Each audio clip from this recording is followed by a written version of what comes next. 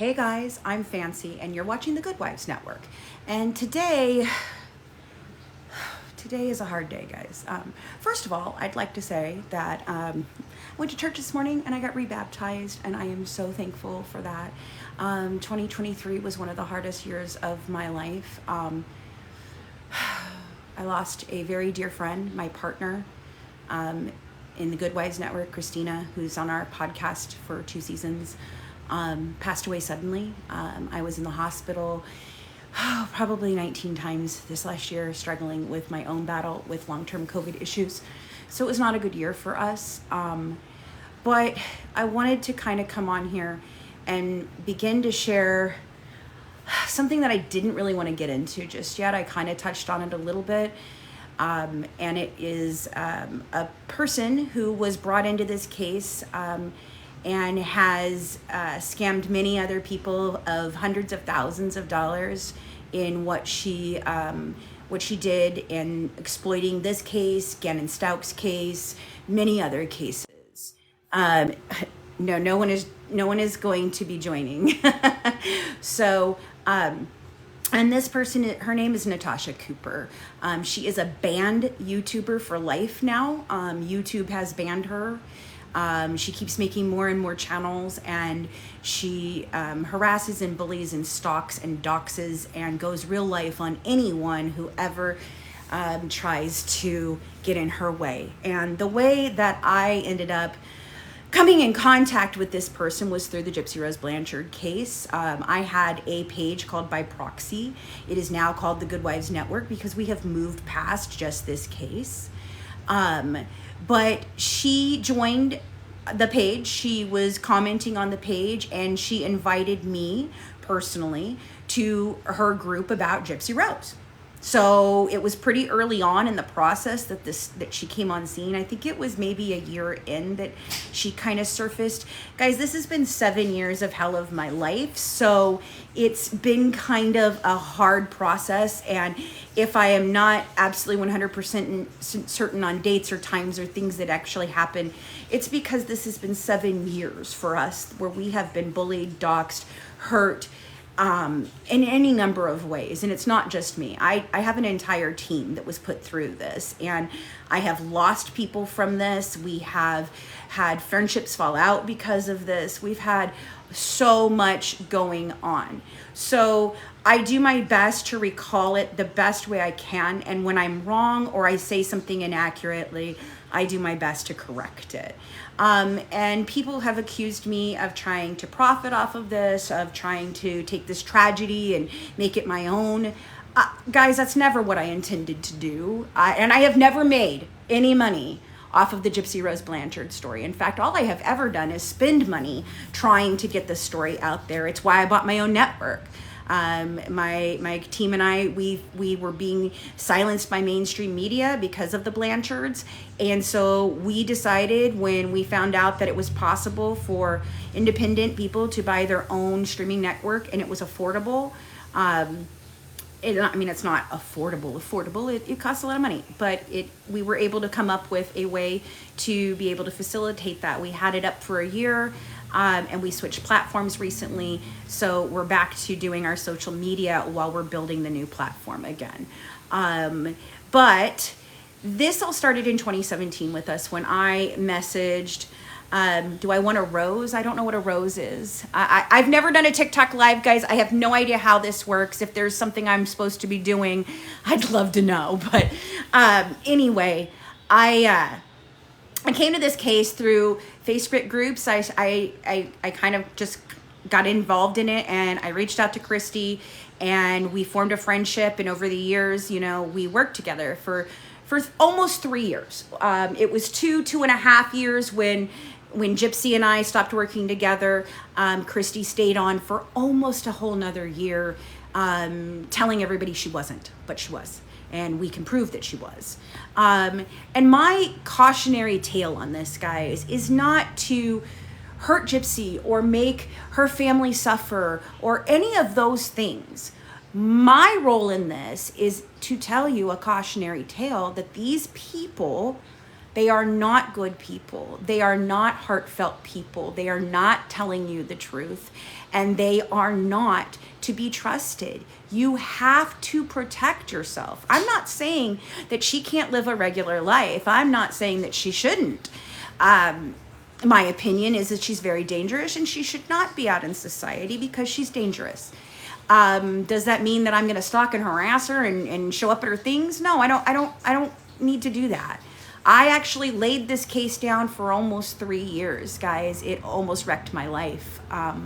So this has been one hard process for me. So I'm sorry for, if I sometimes make a mistake in what I say. I try to do my best to make sure that I'm accurate in what I'm saying. So, okay. And I'm not the only one. There are other people that had personal experiences with this family after Gypsy was arrested that have similar stories to mine. I don't know how to filter okay, well, I'm not gonna filter comments. I'm not gonna take comments. I'm not gonna do any of that today. I'm just gonna talk. Like I said, this is my new platform. I don't know how to use TikTok all that great, so I'm just learning. So hopefully, anyway, I'm rambling, and I do that a lot, guys. And I'm sorry. I am autistic. I do have ADHD. I do ramble a lot. It's my conscious thought. I kind of get into it. But anyway, I'd like to start talking about Natsha Cooper and how she came into all of this. So, had my page, went into her page. I was helping out. I was, giving her some information and correcting things that she was inaccurate about. That was where it started. In this group, she had a bunch of moderators. One of them happened to be a schmedophile. I guess that's how you say it down here on TikTok. I think it's so ridiculous that we have to guard these words because people get offended by words that are just truthful words as to who people are. She had been convicted, and she had taken advantage of her stepson, and we began really being concerned about this. This person was attacking people, and that was what happened. That person attacked me first when I was in there, and I started arguing with her, and I started, she started attacking me personally and doing all these different things, and that was when people started contacting me, letting me know that she was actually under an assumed name, and that that she was a schmedophile. So I started trying to let people know because it was scary to me, and she was violating her probation. It was a lot of different things, and that was the beginning of it in that group. And I left the group pretty quickly. At the time, Natasha was making posters to send to Gypsy. She was collecting things to send to Gypsy, and at the time, we thought she was just some Facebook group person. This person is a known scammer. She has stolen people's tax returns. She has sold stolen dresses. She has scammed hundreds of thousands of dollars off of true crime cases now. She started with Gypsy Rose. I've heard that she started long before that, but that is where I found her, and I believe that's when she really did start getting pretty huge in all of this. But so we found this out. And one of the first things that we found out about her was that she was claiming that she needed brain surgery. She didn't need brain surgery. She never needed brain surgery. And that was the first thing that we called out, was that this woman was trying to collect money for a brain surgery that she did not need and did not have a brain tumor. She's claimed all kinds of different medical things. And so we began trying to expose that. At this time, we were working with Kristy and Gypsy. And she was not just harassing and bullying us. She was harassing and bullying them. She was posting nasty memes about Gypsy, calling her a possum. She was posting videos and making little memes of like the razor that Gypsy used in the shower. This woman knows no limits, okay? And so Kristy was asking me to, please, we've got to stop her. We have to stop her. This is getting insane. She's going real life. She's talking about going to the courthouse. She's talking about this. She's doing all these different things. She's calling our work. She's calling different places. She was calling people's works and trying to get them in trouble. She called called the prison to ask to speak to Gypsy Rose Blanchard, guys, because that's just how it happens, right? You just call into the prison and you just, hey, can I talk to Gypsy? And they go get her. That's what these people were doing. It was insanity, okay? And Natasha was really good at making people believe her little story. And people would then go out and attack people for her. So they would go out and they would just relentlessly attack just random people, anybody that said anything about her. And so it began to be a battle between me and her. She latched onto me pretty heavily. And she began doing anything and everything she could to harass, stalk, bully me. To the point where at one point in time, the entire staff of Mad Ginger Entertainment, which is our parent company, the company that we started, 8-9 years ago now, was our company that we started, the production company. It was originally Mad Ginger Entertainment. We own several different, pieces of that.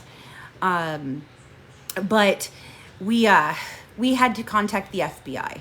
It was this bad. She was going real life. She was showing up at people's homes. It was outrageous. Okay.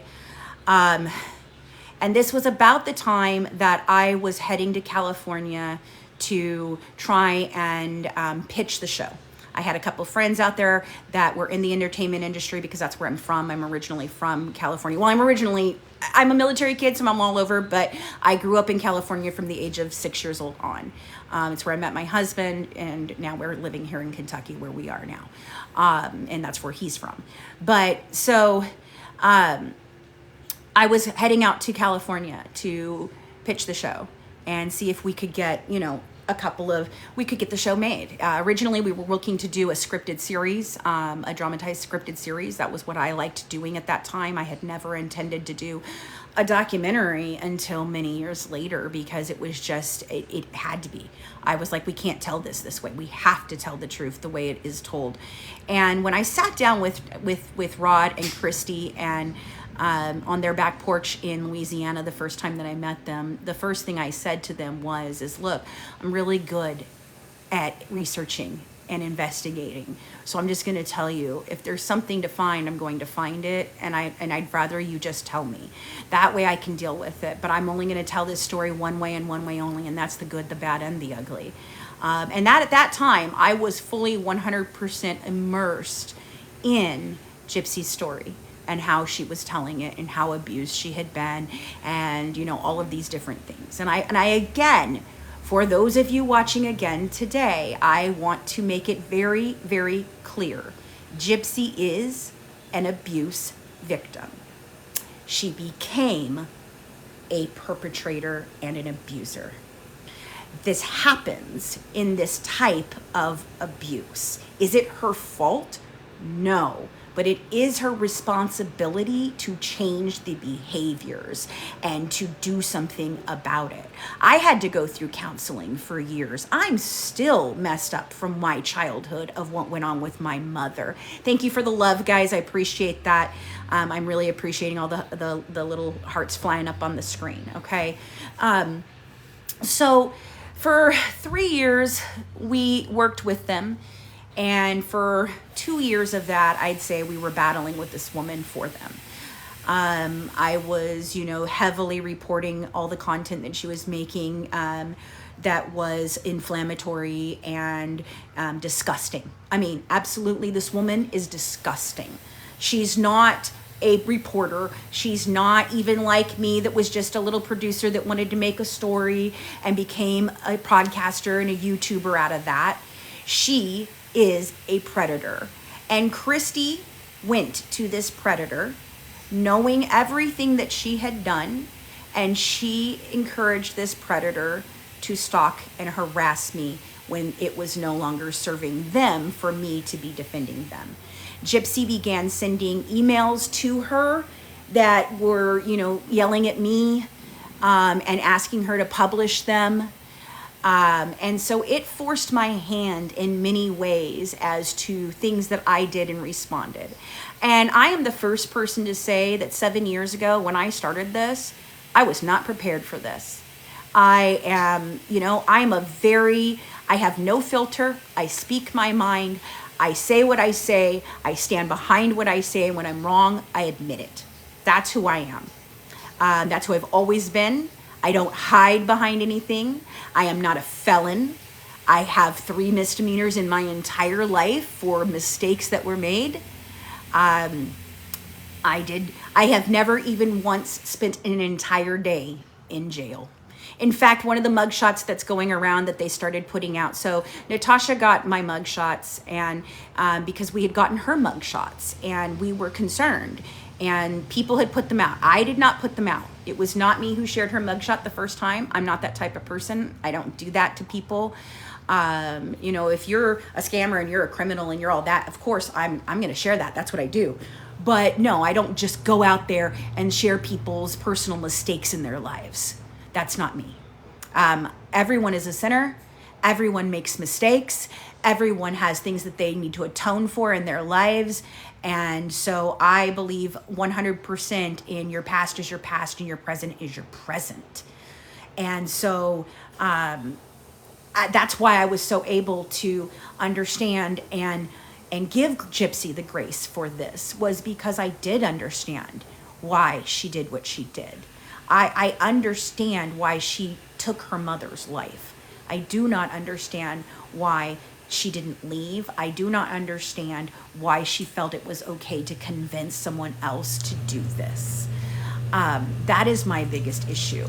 Gypsy became a perpetrator when she went from being a victim to taking everything her mother taught her for 23 years to convince a boy to kill her mother. This man, Nicholas, has a very diminished intelligence level. However, he's extremely smart, guys.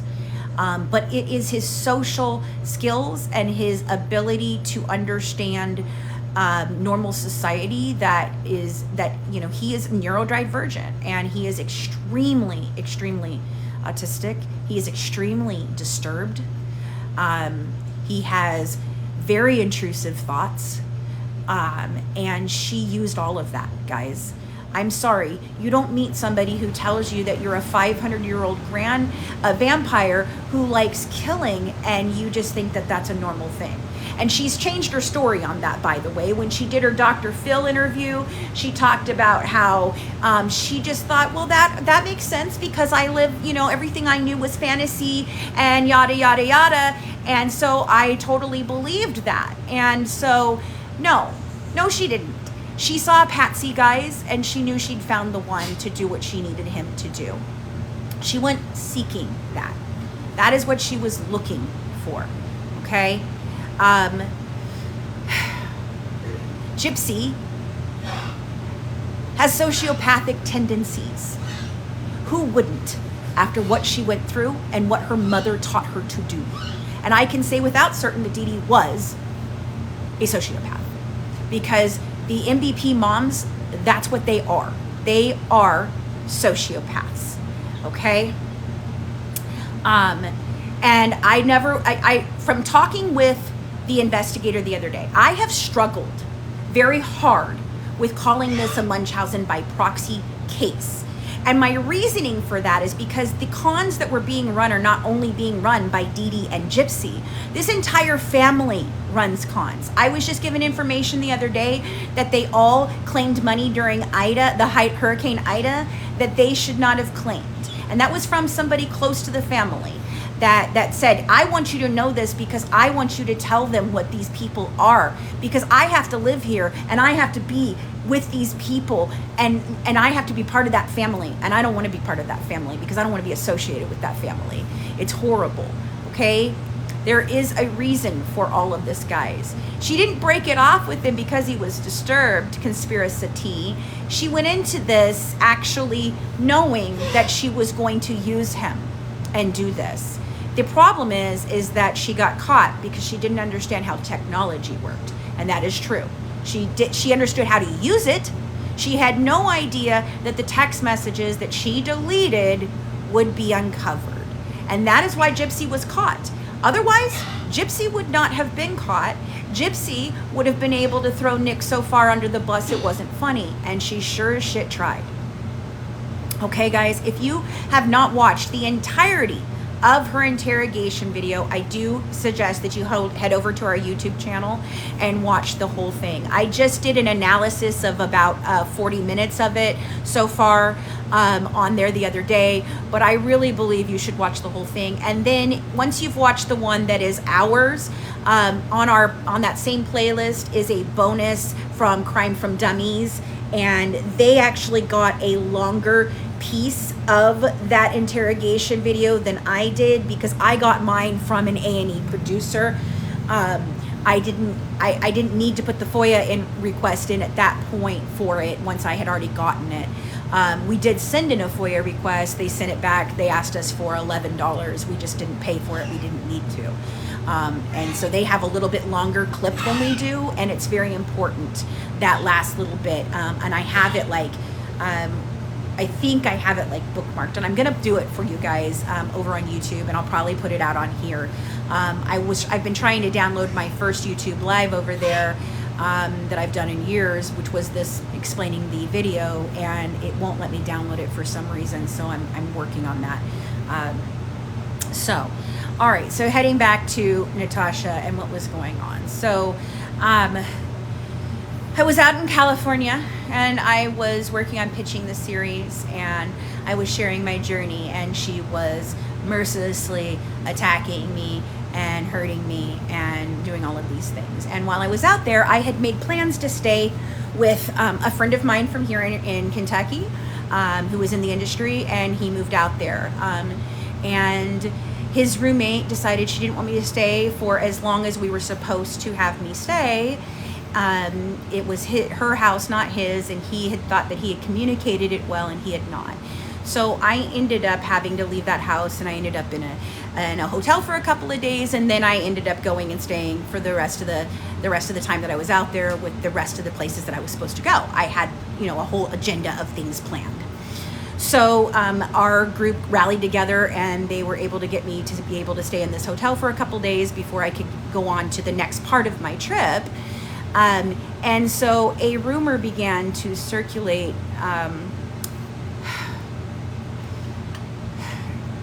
about a year later that I had cheated on my husband and contracted an STD. I did not cheat on my husband, and I did not have an STD. At the time, my diabetes was completely out of whack. And so I was actually experiencing an extremely horrible, terrible yeast and bladder infection from using a napkin that had dye on it because my friend ran out of toilet paper at 3:00 in the morning. It caused me to have serious complications that I shared with members of my team, including Kristy. It was a horrible experience for me. I couldn't even walk for a week and a half because it was so bad. And I know that I'm sharing some personal information, but there's a reason that I'm sharing this, because for over a year and a half to 2 years, when I finally went to the FBI, they talked about my lady parts all over the internet, on lives, in groups. They created groups. The Fancy's Hoo Ha Cookie Club, that was to talk about my moldy cookie. Natasha would bake cookies and crumble them up on plates. So she was merciless. This was every day, all day, and it's all she did. I was talked about in every which way. They started, at one point in time, I did a live to try and explain some things, and my husband and my husband walked through, and he kind of said something, and we kind of had a little argument, and my husband walked through, and he kind of said something, and I've known this man for my whole life almost. I met him in 7th grade. So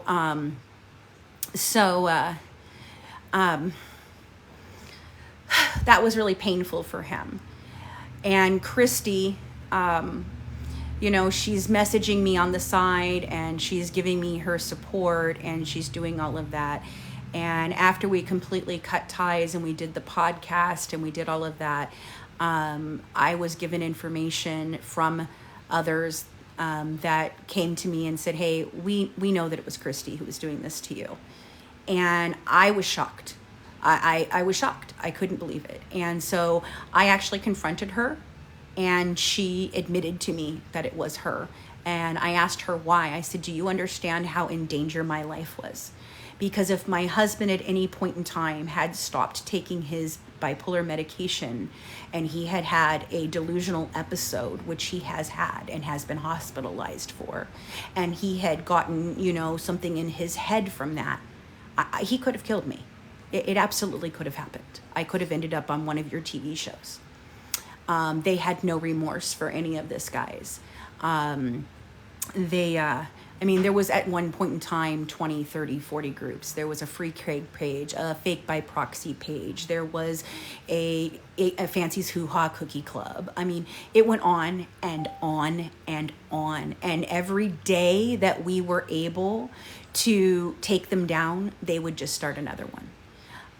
It wouldn't stop. And it wasn't just me. They attacked disabled members of my team. They harassed and called jobs and tried to have people fired. Nurses they attacked, trying to get them fired from their jobs. Mothers who were supporting their children. This was serious. It wasn't just a little internet fight. It was every day, all day, that they stalked and harassed and cyberbullied us. And I'm a pretty strong person, guys. I've been bullied my whole life for being a little girl, for da-da-da, I don't tolerate bullying. I just don't. I don't tolerate bullying. I have done my own fair share of responding. No, I'm going to get to that in a second, conspiracy. I'm going to explain to you why it didn't go any further. And I actually still have an open case, and if I want to, I can press charges at any time, and I'm about to do so if this doesn't stop, honestly. We went to them. The FBI was investigating. We were providing information, and Kristy convinced me to drop the case in an effort to call a truce. And this was before I knew that it was her behind all of this, or I would never have done so. So in effort to make my life less stressful, make her life less stressful, make my team's life less stressful, I dropped the case with the FBI. And it wasn't just me. It was my entire team that was reporting this and had made reports to the FBI of this. And it was honestly a very tough time for me and my team. And I almost took my life from it. That's where I have a tattoo that has my semicolon. I struggle with depression. I struggle with anxiety. I struggle with suicidal thoughts. And they did everything they could to try and get me to do that. They knew that I was suicidal, and they kept pushing. They were told to stop, and they kept pushing, and they kept pushing, and they kept pushing. So my team and I ended up putting out the podcast that we did, the 13-episode podcast that we did. I'm sorry if my dog barks like a crazy person in a few minutes here, but I'm sitting in my living room. So, we weren't ready to put out our podcast yet. We had not finished what we wanted to do, and we rushed to get the podcast out so that people would understand who we were and where we came from and why we were so immersed in this. And at that time, we weren't even trying to be. We were trying to step away at that point in time and trying to reevaluate what we wanted to do and how we wanted to do it. But we were so tired of being told that we didn't have what we had and we didn't know what we knew. And so we did a 13-episode, very long. It's probably over 25 hours long episode, or 25 hours long for season of The Good Wives Guide to True Crime, which is how we ended up with the Good Wives Network, guys. Like, Good Wives Guide to True Crime was a joke. She was going around calling us the Good Housewives and all this stuff and everything. And so we ended up making a joke out of it. It was really freaking funny. We made like little murderous like housewives.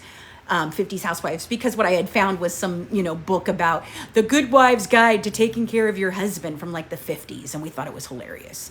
That's where that came from. So we decided to put the podcast out. And I had no idea what I was doing when I started that podcast. I had never produced a podcast. I had never recorded a podcast. Hell, at that point, I don't even know if I'd listened to a podcast.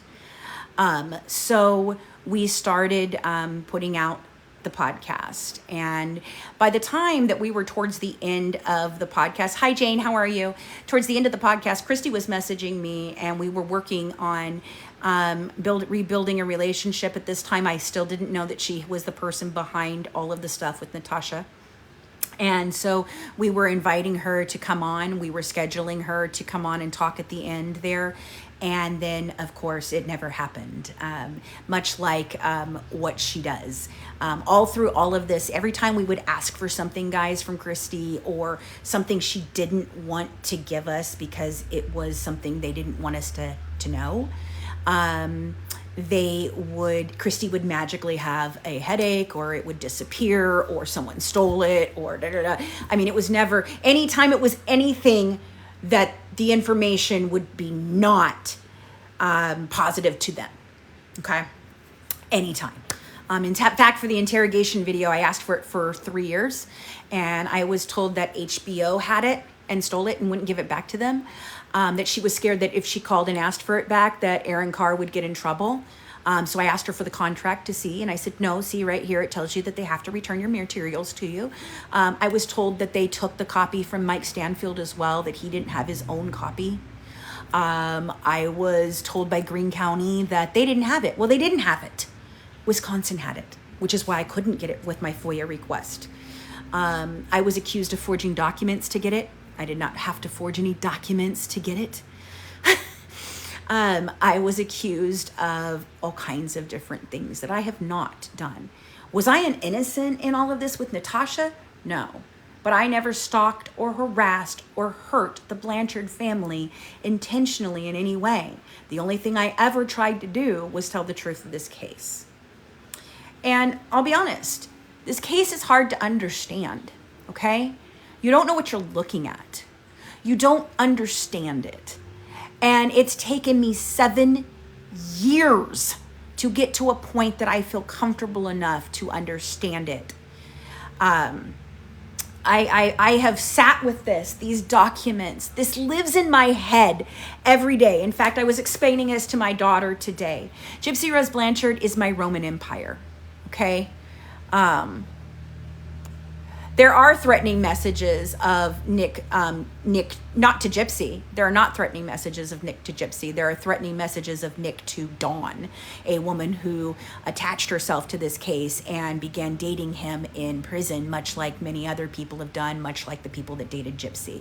These are people that should not be involved with prisoners in any way, especially mentally disturbed prisoners, okay?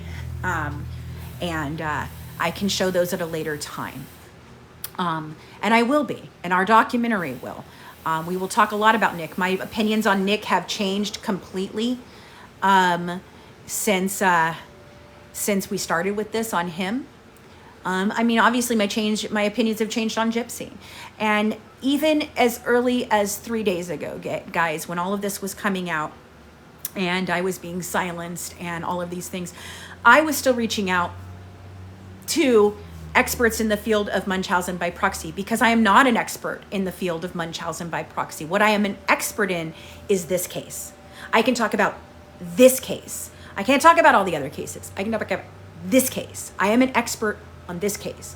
There is no one who knows more about this case than me, not even Gypsy, because she doesn't know all the things that happened to her or did not happen to her. Okay? There are just things in the story that don't make sense, guys. Just exactly.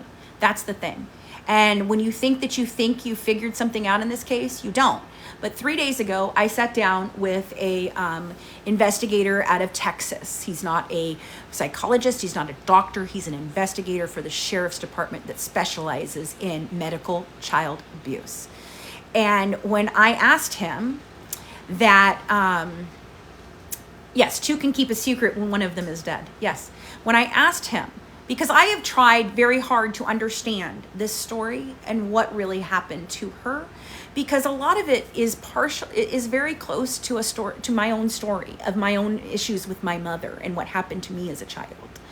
And so that was why I latched onto this. And like I said in my video the other day, that don't project your own traumas onto her, and don't allow her to be a hero in your story. You are the hero in your story, not Gypsy Rose. She is not your poster child. She is an abused woman who became a perpetrator.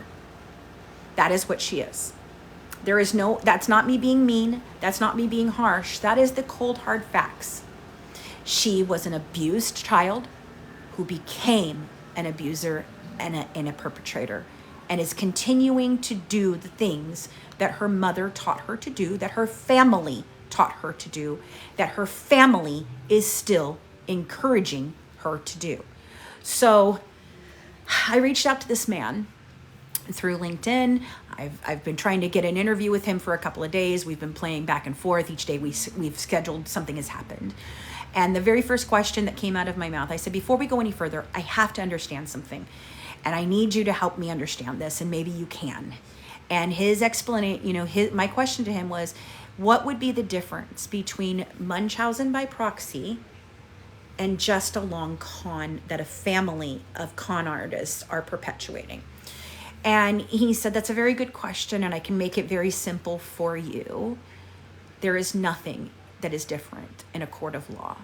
And so I want you to stop using the word Munchausen by proxy or factitious disorder imposed upon another, or any of the other freaking ridiculous names that we have tried to give this, because somehow in trying to identify a disorder in a perpetrator, we have somehow put it onto the victim. And that is inaccurate. And he said, and when you're dealing with Munchausen and factitious and all of these different things, the thing that becomes prevalent is that it is medical child abuse any way you shake it. And if you consider, and if you just look at it as medical child abuse, it doesn't matter why it was medical child abuse, it doesn't matter what medical child abuse, it's just medical child abuse, because then it takes all the reasonings and the whys and the motivations out of it. Because I don't know if you know this or not, but in a court of law, motive is never something they have to prove. That is not a requirement of convicting a person. So he said the way that we have been able to prosecute and convict these abusers is by using a term that people can understand. And so that is medical child abuse. And from now on, as long as you refer to it as medical child abuse, you don't have to get into the other questions that you have. And guys, when I'm telling you that was a light bulb in my head that went off and made me go, I get it. I get it now. I understand.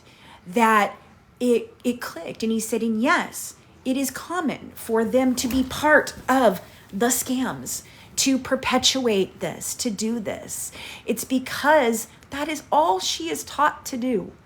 All Gypsy was taught to do was lie and con and manipulate and fraud and steal and use.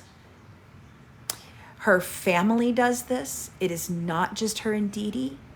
And now Kristy has taken up that cause. I don't know if you know it or not, but Kristy gets paid $5,000 to walk into a room and speak, guys. And she always has been. She used to tell people that she didn't get paid for Mommy Dead and Dearest. They absolutely paid them for Mommy Dead and Dearest. They stocked their fridge. They gave them a credit card to go to Kohl's and Walmart and buy whatever they needed.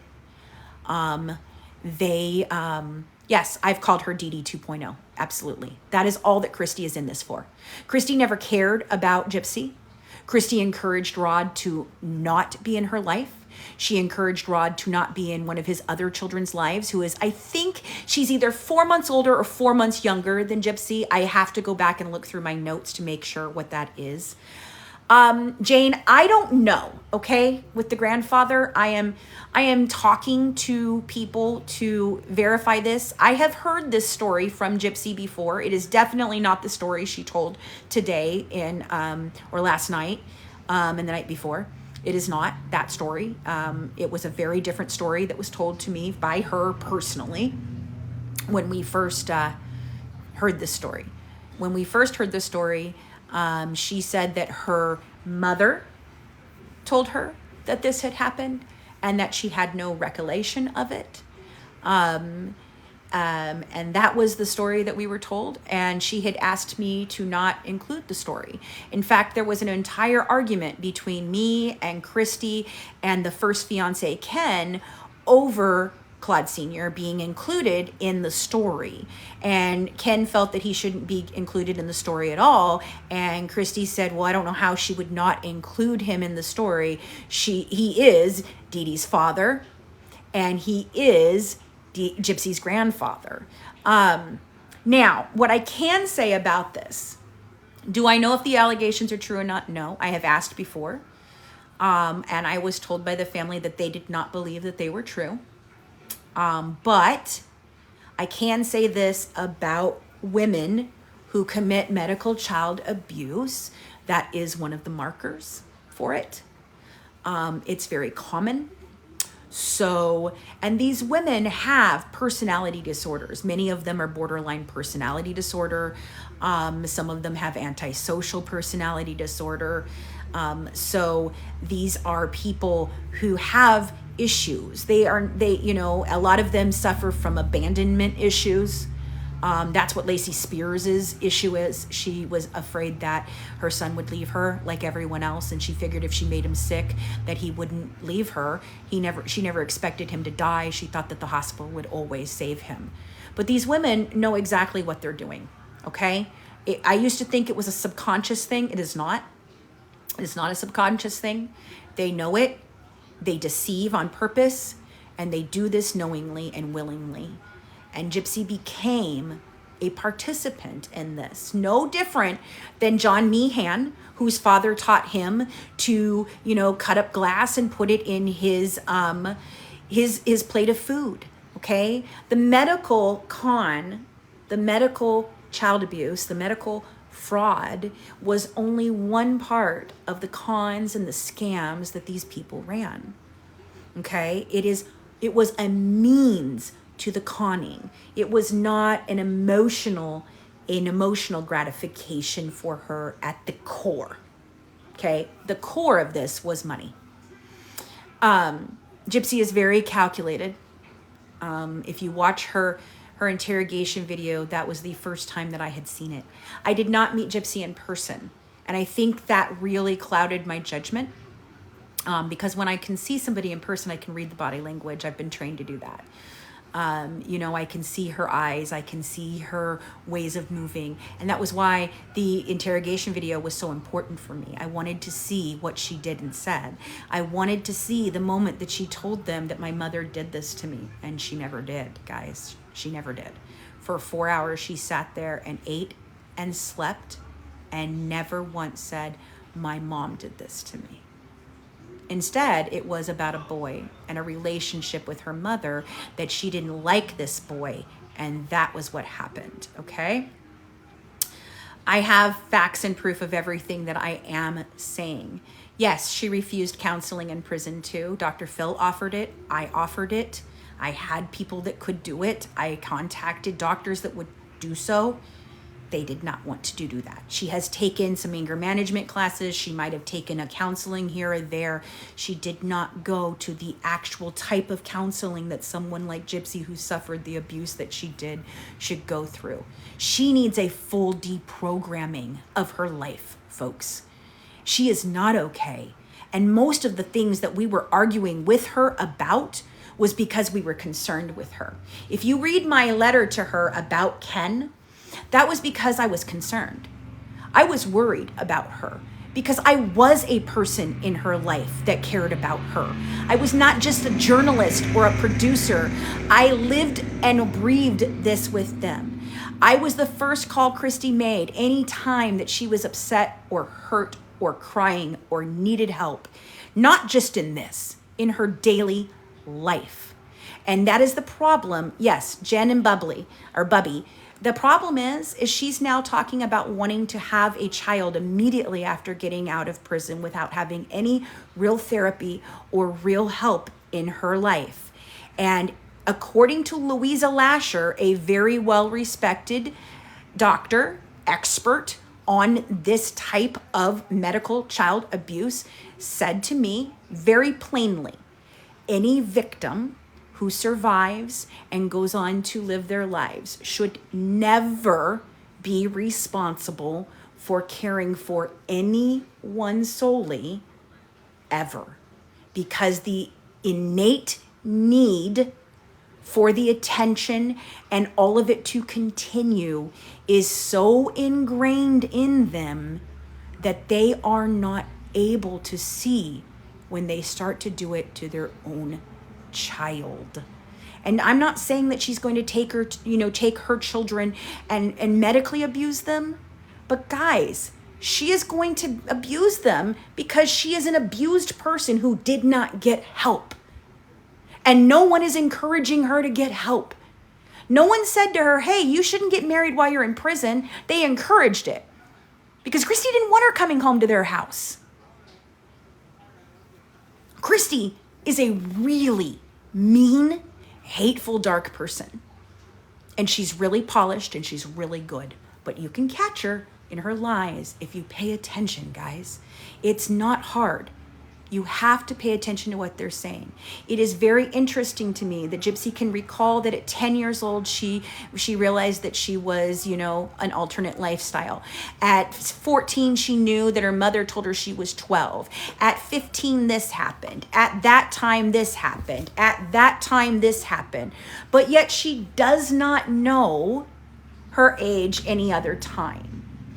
She can have complete recall of these experiences, guys. I'm telling you, for someone who went through abuse like that, guys, you don't have total recall of those kinds of things. Your mind is fractured and you're messed up inside. And it takes years and years and years of help. Okay? And no one is helping this girl. She should have come out of prison and gone on to go home with her husband, if that's what she chose to do, and live her life. There should be no book tour. There should be no docu-series that is coming out. There should be no reality TV series and another book later and all of these different things. She should have gone home and lived a normal life that she was never afforded before. She was never afforded before. She didn't have those opportunities, guys, and that is sad, and it's terrible, and it's awful what happened to her, but it made her who she is today, and you should be very worried about who she is today. At one point in time, she even told me that her children would never know that any of this ever happened, and that she would be able to do all these things. And I had to explain to her, I said, I don't think you understand this, Gypsy. You murdered a person. And regardless of whatever those things are, you cannot go on field trips with your children. You cannot go and have a normal life. You will be able to pick them up from school, but that will be about it. You can't be the room mother. You won't be able to be there on campus. You can't go and watch their things because you are a felon and you did something heinous.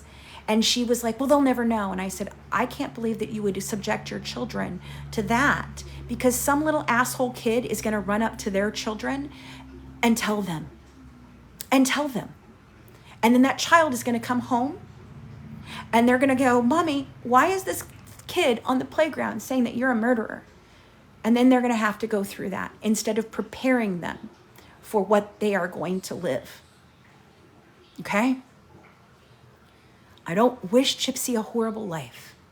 I wish her a normal life. And I think that she deserves to get that. Okay? I do. I struggle with this case every day. There is a part of me that sees that little girl, that hurt child, and I want to protect her, and I want to love her, and I want to care for her. Because my children are those hurt children, and I am that hurt little girl. But then there is the side of me that knows what is truthful and who she is today. What she is today is a dangerous person who will prey on others and scam and lie and do these things because she doesn't know any better and nobody is teaching her. So I will be sharing more of my story through all of this, guys, and what has happened in all of this. If you have questions, you can send them to me. I do know what her behavior was like in prison. I was very much ingrained in what her behavior was like in prison, and it was not good. She got in trouble for having people put money on her books and giving it to others. She had trouble with certain inmates. She was on the honor system for the honor ward for a long time. She got kicked off of the honor ward. She harassed and she ran to media and she did all of these different things while she was behind bars instead of doing what she was supposed to be doing, and that would have been getting help.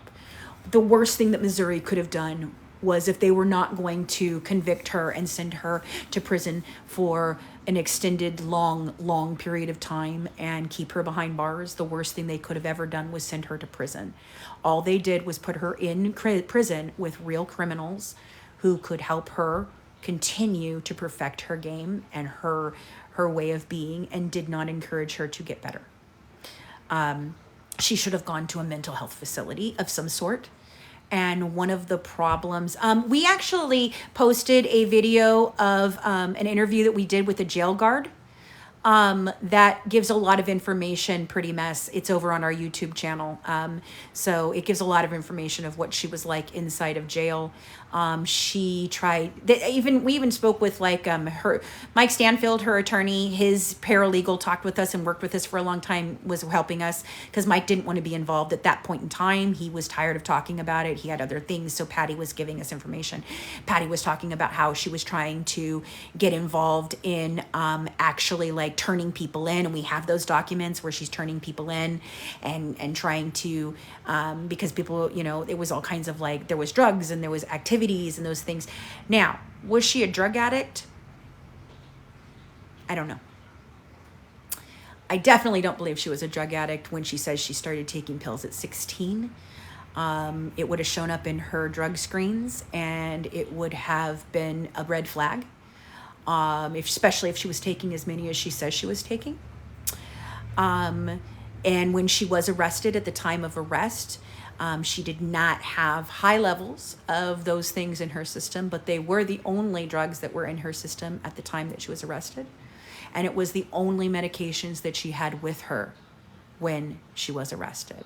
So when she's sitting there and telling you she still thought she had leukemia, she still thought she had seizures, she still thought that she had, no, she did not. She did not have those things. And I even have the pharmacy records that shows that they were not going from pharmacy to pharmacy using prescription pads. DeeDee was very meticulous in all of her notes. Yes, they were prescribed to DeeDee. They were not prescribed to Gypsy. Yes. So she took those and left her house with those. Okay, guys, she didn't think she was sick at that point. She knew she wasn't sick.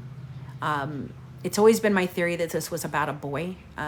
My daughter, who's worked this case with me the entire time, who was the person who went with me down to Louisiana to interview with him in the first place, she has an alternate theory, and she will be sharing that in the documentary and in our book. But it's about a boy.